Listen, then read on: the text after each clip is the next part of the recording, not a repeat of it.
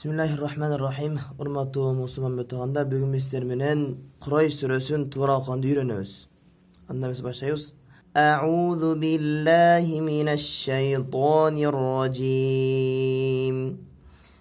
Bismillahirrahmanirrahim. Li'ilafi Qurayş. لإيلاف قريش. Bunlar yattağı li'ilafi sözünde hamzanın söz okuyoruz. Li'ilafi mesbalikim.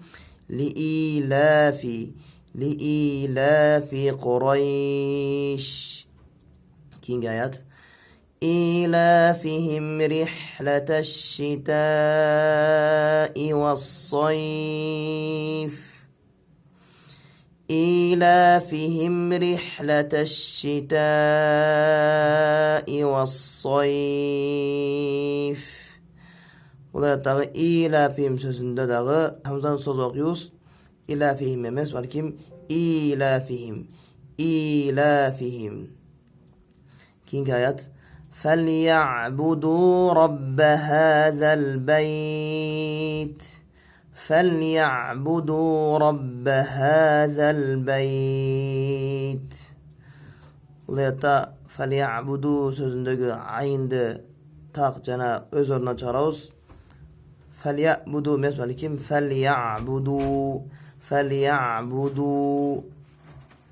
O sözünde hâzâ sözünde hâzâ zayminin mesbali kim? Zelminin hâzel beyt. هذا البيت. كينجسي الذي أطعمهم من جوع وآمنهم من خوف.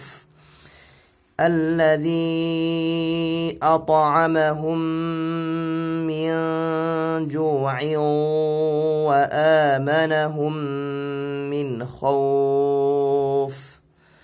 Burada yattağı ata'amahum sözünde tatım için can çağırıyoruz.